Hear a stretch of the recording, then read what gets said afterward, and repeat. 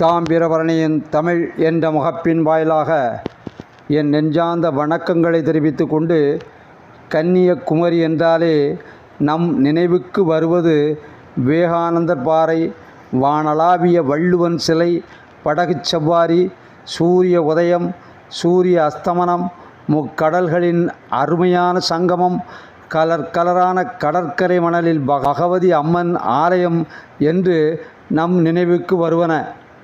விவேகானந்தர் பாறை என்பது கன்னியாகுமரி கடலில் அமைந்துள்ள ஒரு மகத்தான, ஒரு சக்தி வாய்ந்த ஒரு சக்தி பீடம். மகத்துவமிக்க இந்த பாறையானது கரையில் இருந்து சுமார் 1.5 கிலோமீட்டர் தூரம் கடலில் அமைந்துள்ளது. இங்கே முக்கடல்களின் சங்கமிக்கின்றன. முக்கடல்களின் சங்கமம் என்பது தமிழக அரசின் அழகின் அச்சாணி ஆகும்.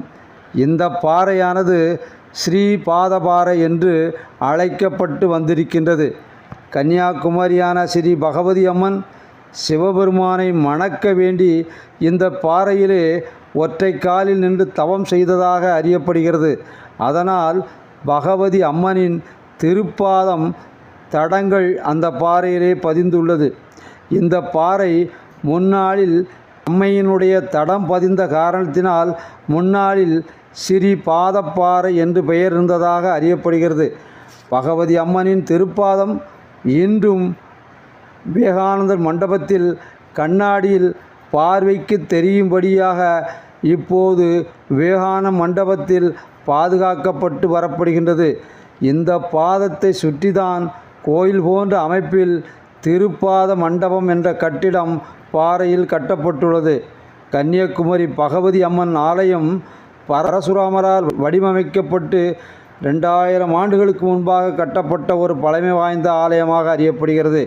இந்தியாவின் தென் முனையில் அமைந்த ஒரு சக்தி பீடம். தியாக சுந்தரி, பாலசௌந்தரி என்ற வேறு பெயர்களும் பகவதி அம்மனுக்கு உண்டு.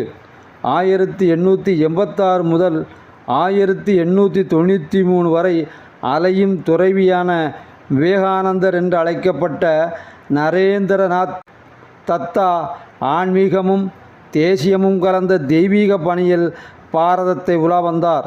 பாரதத்தின் பெருமையை பார்ப்புகழச் செய்தார். செல்வமில்லாத, பலவீனமான, படிப்பறிவற்ற மக்களுக்கு சேவை செய்யும் மதம்தான் இந்தியாவுக்கு தேவையான மதம். இந்த மதத்தை பரப்புவதுதான் என்னுடைய குறிக்கோள். ஏழை எளியவர்களுக்கு சேவை செய்வதே கடவுளை வழிபடும் முறை என்றார். சோம்பித்து திரிந்து நேரத்தை வீணடித்து கொண்ட இளைஞர்களை செயல் வீரராக மாற்ற எழுமின் விழிமின் என்ற சொல்லை அந்த மகான் பயன்படுத்தினார். அந்நியர் ஆட்சியிலே அடிமைப்பட்டு கிடந்த இந்தியாவை எழுச்சி பெற்ற நாடாக்க ஏற்றமிகு பல சிந்தனைகள் தந்தார். 1892 டிசம்பரில் ஆசிரியர் ரவிவர்மாவின் வீட்டில் திருவனந்தபுரத்தில் தங்கிவிட்டு அங்கிருந்து கால்நடையாக கன்னியாகுமரி வருகிறார். பகவதி அம்மனை பக்தியோடு வீழ்ந்து வீழ்ந்து வணங்கிவிட்டு தன்னை மறந்த நிலையில் கடற்கரையில் வந்து அமர்கிறார். கடலின் மத்தியில் உள்ள பாறையில் சிவனை நோக்கி தவம் செய்த அன்னையின் பாதம் இருப்பதை அறிந்து அங்கு செல்ல விரும்பி ஒவ்வொரு படகோட்டியிடம் கேட்கவே யாவரும் அழைத்து செல்ல மறுக்கின்ற நிலையில் 1892 டிசம்பர் மாதம் 25ஆம் நாள் கடலில் நீந்தி அங்குள்ள பாறையை அடைந்து தியானம் மேற்கொள்கின்றார். கடுமையான குளிரில் 3 நாட்கள் தியானம் முடித்து திரும்புகிறார். அவரின் நினைவாகத்தான் அவரின் மறைவுக்கு பின்பாக நூற்றாண்டு விழாவை கொண்டாடும் பொருட்டு தமிழக அரசால் விவேகானந்தர் மண்டபம் கட்டப்படுகிறது. இந்தியாவின் விடிவெள்ளி, சுடர் தரும் சூரியன், இளைய தலைமுறையினர் மீதில் நம்பிக்கை கொண்ட இளைஞர், நாட்டு மக்களுக்கு நல்லொழுக்க சிந்தனையை நல்கிய கொடையாளர், மக்கள் தொண்டே மகேசன் தொண்டு என்று கருதியவர், மக்களின் துயதுடைக்கும் பணியை அர்ப்பணியாக கருதிய அருளாளர், இந்திய மக்கள் ஆன்ம பலம் கொண்ட மனிதர்களாக மாற்ற வேண்டும் என்று பாடுபட்டவர், இந்திய திருநாட்டின் ஒளிமிக்க எதிர்கால பற்றி கனவு கண்டவர், சிறந்த தேசபக்தர், அரும்பெரும் சிந்தனையாளர், மாபெரும் மனிதாபிமானி. அவர்தான் வீரத்துறவி விவேகானந்தர். இன்று அவரின் பெயராலே அப்பெயர் விவேகானந்தரின் பாறை என்று அழைக்கப்படும் சிறப்பை பெற்றது.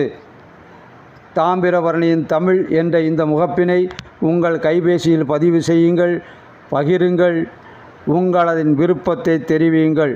நாளும் நன்றிகளுடன்.